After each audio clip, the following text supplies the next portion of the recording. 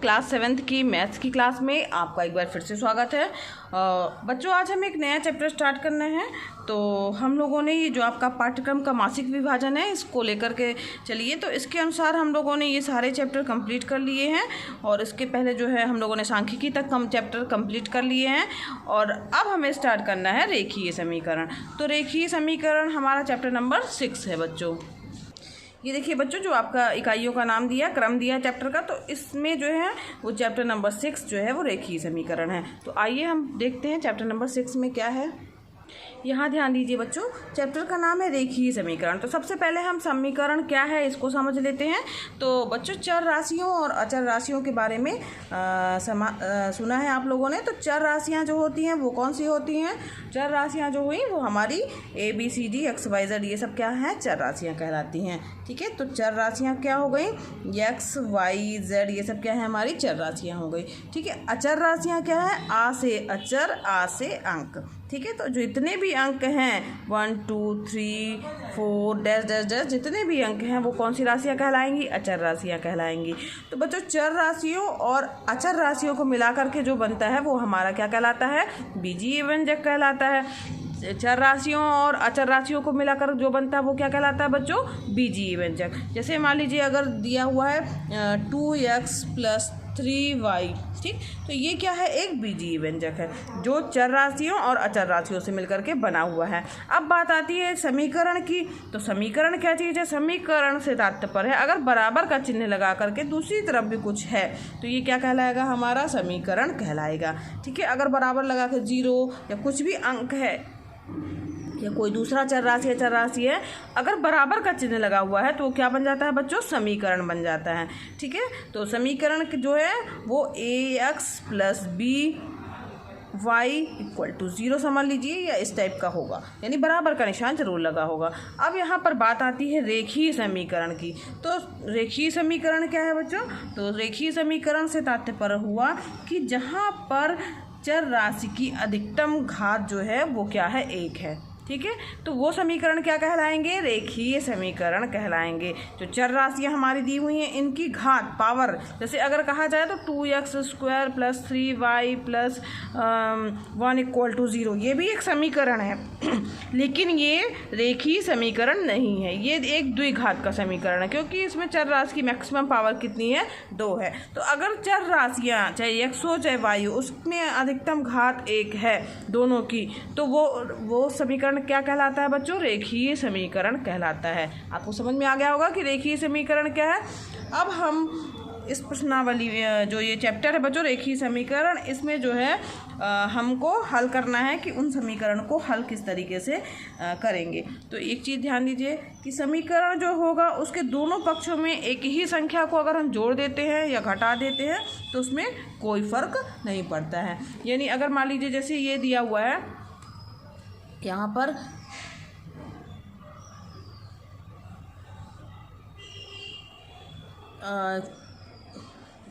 जैसे जोड़ने और घटाने के लिए, इससे पहले एक चीज़ और समझ लीजिए, AX + B = CX + D।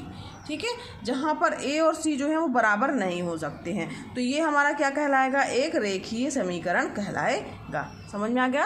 ठीक है, तो दोनों पक्षों में जो है चर राशि हो सकती है, यानी एक ही जैसी चर राशियाँ भी हो सकती हैं और अलग अलग भी चर राशियाँ हो सकती हैं। तो अब यहाँ पर इनको हल करना है। तो दोनों पक्षों में अगर हम कोई भी चीज़ जोड़ देते हैं, घटा देते हैं तो कोई फ़र्क नहीं पड़ेगा। जैसे मान लीजिए अगर हमारे पास है 2x - 7 =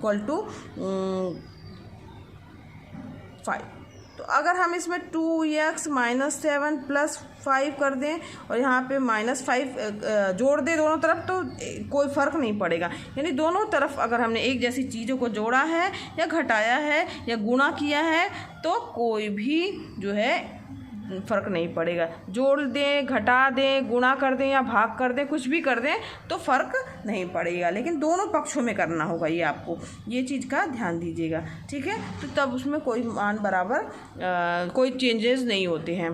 तो किसी भी समीकरण को हल करने के लिए किसी भी संख्या का दोनों पक्षों में यथास्थित जोड़, घटाना, गुणा एवं भाग करने से चर का मान क्या होगा? वही रहेगा।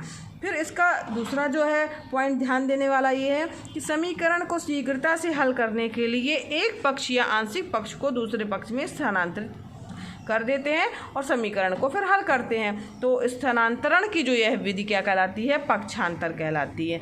इस विधि में यहाँ ध्यान दीजिए कि इस जो जैसे मान लीजिए हम इसको एक ही तरफ जैसे कर सकते हैं। जैसे मान लीजिए ये हमारा समीकरण एक एग्जाम्पल लेके चलते हैं। जैसे मान लीजिए आपके पास है 3x - 5 = x + 3। ये क्या है, हमारा कोई एक रेखीय समीकरण है।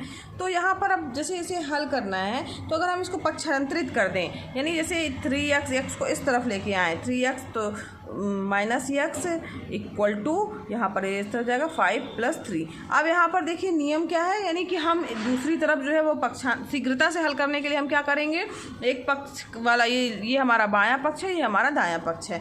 तो LHS में और RHS में से कोई भी चीज़ को एक दूसरे की तरफ ले जा सकते हैं बराबर के चिन्ह के। मगर शर्त ये क्या है कि हल करने के लिए, आसानी से हल करने के लिए हम ऐसा करेंगे, मगर शर्त ये है बच्चों कि अगर हम इस तरफ ये वाला पक्ष जो है, यानी अगर इस तरफ धनात्मक चिन्ह है उसको दूसरी तरफ लेके जा रहे हैं, बराबर के दूसरी तरफ लेके जा रहे हैं, तो वो जाके उस तरफ ऋण हो जाता है।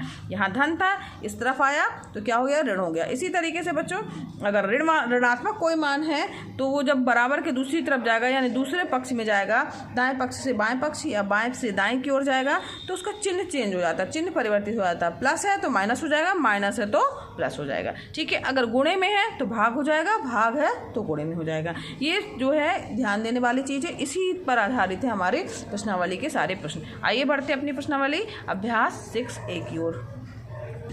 अभ्यास 6A का पहला प्रश्न है, निम्नलिखित समीकरणों को हल कीजिए एवं अपने उत्तर की जांच कीजिए। तो हमें हल भी करना है, साथ साथ क्या करना है बच्चों, अपने उत्तर की जांच भी करना है कि हमारा उत्तर सही है कि नहीं है। तो पहला इसका लेके चलते हैं। इसमें कई पार्ट दिए हुए हैं, 5 पार्ट। तो पहला पार्ट हम लेके चल रहे हैं।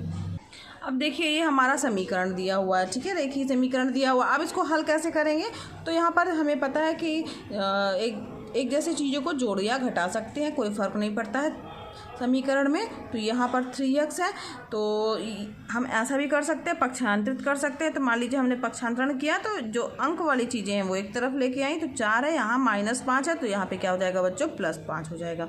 समझ में आ गया। यहाँ पे क्या लिख सकते हैं आप, पक्षांतरित करने पर, ठीक है। तो समझ में आया ये आपको कहाँ से आ गया, इधर था माइनस, दूसरी तरफ गया बराबर के, क्या हो जाएगा, चिन्ह बदल जाएगा, यानी प्लस में हो जाएगा। अब इसके बाद यहाँ ध्यान दीजिए बच्चों, 3x बराबर क्या आ जाएगा, 5 4 9। तो x बराबर क्या आ जाएगा, 9/3। यहाँ पे मल्टीप्लाई में है, दूसरी तरफ गया बराबर के, तो क्या होगा, भाग में आ जाएगा। समझ में आ रहा है बच्चों, ये गुणे के रूप में था 3 x के साथ में, लेकिन जब दूसरी तरफ गया तो वो भाग के रूप में आ जाएगा। 3 × 3 3 × 9। x का मान आपके पास कितना प्राप्त हो गया है, 3 प्राप्त हो गया है ना। तो ये यहाँ पर आपके पास जो है 3 प्राप्त हो गया। अब यहाँ पर x का मान तो हमें ज्ञात हो गया है, लेकिन प्रश्न में ये भी कहा गया है कि हल करना है, साथ ही अपने उत्तर की जाँच करना है। तो जाँच करना है कि ये सही है कि नहीं। तो उत्तर की जाँच आप अलग से हेडिंग डाल दीजिए, उत्तर की जाँच। अब उत्तर की जांच करने के लिए हम क्या करेंगे, जो x का मान है वो दोनों पक्षों में रख देंगे ना। x = 3 दोनों पक्षों पे रखने पर, दोनों पक्षों में रखने पर, ठीक है। अब 3 रखिए, समीकरण हमारा क्या था, 3x - 5 = 4। तो x की जगह क्या रखेंगे, 3 × 3 - 5 = 4। अब 3 × 3 - 5 = 4 हो गया, ठीक है। अब यहाँ पर देखिए 3 का गुणा 3 से होगा तो क्या आ जाएगा, 3 का गुणा 3 से हुआ, 3 त्रिकाई, यहाँ पे मल्टीप्लाई का चिन्ह लगा सकते हैं। 3 त्रिकाई 9 - 5 = 4। अब यहाँ पे 9 में से 5 गया, कितना आता है बच्चों, 4 आता है। तो यहाँ पे क्या हो गया, 4 = 4, यानी LHS बराबर क्या हो गया, RHS। LHS बराबर क्या हो गया बच्चों, RHS। यही हमें प्रूफ करना था, उत्तर की जांच कर रही थी कि हमारा उत्तर सही है कि नहीं। तो ये हमारा उत्तर सही है। आगे बढ़ते हैं। अब यहाँ पर देखिए बच्चों, इसके दूसरा सेकंड पार्ट, थर्ड पार्ट, ये सारे पार्ट जो हैं वो एक ही जैसे हैं। तो एक और कर लेते हैं कोई पार्ट। तो मान लीजिए हमने चौथा पार्ट लिया, तो चौथा पार्ट देखते हैं इसको कि हम कैसे हल करेंगे। अब बच्चों देखिए 6y - 9 = 2y + 15 है। हमें क्या करना है, पक्षांतरण की विधि अपनानी है। तो हम यहाँ पर एक जैसे पदों को एक तरफ लेके आएंगे, चूँकि y दिया हुआ है तो यहाँ पर 6y, यहाँ 2y इस तरफ दिया हुआ है, तो हम इसको पक्षांतरित करके दूसरी तरफ लेके आएंगे बच्चों, ये y है ना। तो ये यहाँ पे धन चिन्ह है, तो यहाँ पे जाएगा तो क्या हो जाएगा -2y। ठीक है, यहाँ पर 15 दिया हुआ है बराबर के बगल में, ये इसको हम इस तरफ लेके आए हैं तो यहाँ पर केवल 15 बचा। -9 जो दिया हुआ है बच्चों, इसको हम इस तरफ पक्षांतरित करेंगे, यहाँ चिन्ह माइनस है, दूसरी तरफ जाएगा तो चिन्ह क्या हो जाएगा, प्लस में हो जाएगा। यहाँ पे आप लिख दीजिएगा पक्षांतरित करने पर,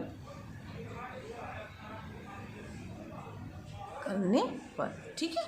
अब यहाँ पर 6y में से 2y गया, कितना आएगा, 6y में से 2y गया यानी 4y आ गया, और 15 और 9 कितना हो गया, 24।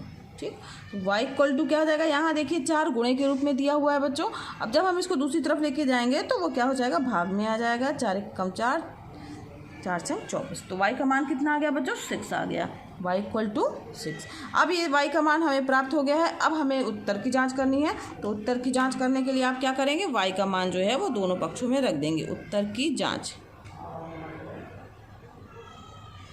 ठीक है। उत्तर की जांच के लिए आप क्या करेंगे, जो समीकरण दिया हुआ है हमारा, तो पहले वो लिखेंगे 6y - 9 = 2y + 15।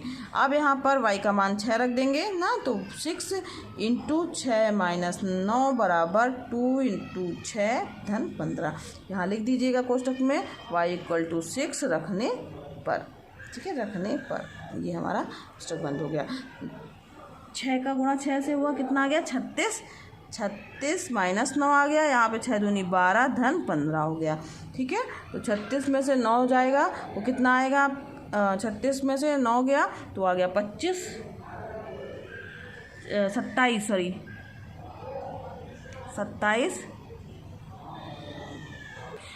आ गया, और 12 और 5 से ये हो गया 27। ठीक है, 15 12 27 हो गया, 12 15 27 और ये 27। अब 27 बराबर 27 आ जा रहा है, इसका मतलब क्या हुआ हमारा कि LHS बराबर आ गया RHS के।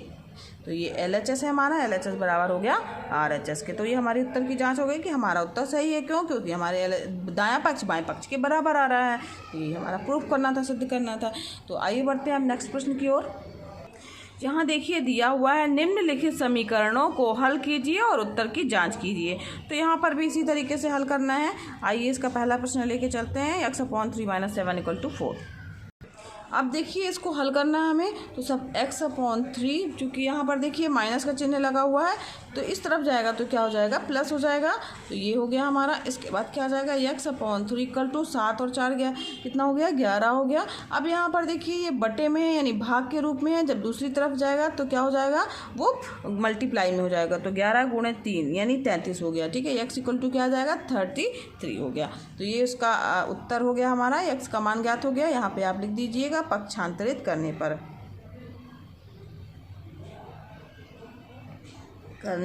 समझ में आ रहा है। बहुत ही आसान है बच्चों, केवल इनको हल करना है। दूसरी तरफ ले जाते हैं तो ये ध्यान दीजिएगा, अगर धनात्मक है तो ऋणात्मक हो जाएगा, ऋणात्मक है तो धनात्मक हो जाएगा। अगर मल्टीप्लाई में है यानी गुणे के निशान के रूप में है तो दूसरी पक्ष में जाएगा तो वो भाग हो जाएगा। अगर भाग के रूप में है तो वो क्या हो जाएगा, गुणे के रूप में हो जाएगा। ठीक है, अब हम उसमें दिया हुआ है प्रश्न में उत्तर की जांच करना, तो इसमें भी हमें उत्तर की जांच करना है। तो उत्तर की जांच करके आप हेडिंग डाल दीजिएगा। ठीक, तो अब उत्तर की जांच हमें करना है, यानी x का मान 33 दिया है, हमारा समीकरण x/3 - 7 = 4 दिया है। यहाँ पर x का मान आप रख दीजिए, x की जगह 33/3 - 7 = 4। यहाँ पर क्या लिख दीजिएगा, x = 33 रखने पर या x का मान रखने पर। ठीक है, तो यहाँ पर 3 से कट जाएगा, 3 × 3 ये 11 हो जाएगा, यानी 11 - 7 = 4। तो 11 में से 7 गया, कितना आया, 4 = 4, यानी 4 = 4, यानी ये हो गया हमारा LHS बराबर RHS। ठीक है, समझ में आ रहा है। Left hand side right hand side के, या यहाँ पे नहीं होगा बच्चों, यहाँ पे लगाइएगा। ठीक है, LHS बराबर RHS, यही प्रूफ करना था, उत्तर की जांच करना था कि दोनों पक्ष बराबर हैं कि नहीं। अगर बराबर आ रहा है इसका मतलब हमारा उत्तर क्या है, सही है, क्योंकि जो भी मान आएगा चर राशि का वो समीकरण को संतुष्ट करेगा। ठीक है, समझ में आ गया बच्चों। आगे बढ़ते हैं। ये देखिए बिल्कुल इसी तरीके से ये सारे प्रश्न आपको हल करने हैं। तो ये जो है वो आपके होमवर्क हैं, आप इसे करिएगा। अगर नहीं बनेंगे तो आप पूछ सकते हैं कमेंट बॉक्स में भी। तो मुझे उम्मीद है कि ये सारे प्रश्न आपसे बन जाएंगे। तो आज की वीडियो क्लास के लिए बच्चों बस इतना ही। इसके आगे के प्रश्न हम नेक्स्ट वीडियो क्लास में पढ़ेंगे। अगर बच्चों पढ़ाना पसंद आ रहा हो तो वीडियो को ज़रूर लाइक कीजिएगा। अगर अभी तक आपने चैनल को सब्सक्राइब नहीं किया बच्चों तो सब्सक्राइब कीजिए, क्योंकि ये वीडियो क्लासेस बच्चों एकदम निःशुल्क हैं और आप भी इसका लाभ लीजिए, शेयर कीजिए और दूसरे बच्चों को भी लाभ लेने दीजिए। धन्यवाद बच्चों, मिलते हैं नेक्स्ट वीडियो क्लास में।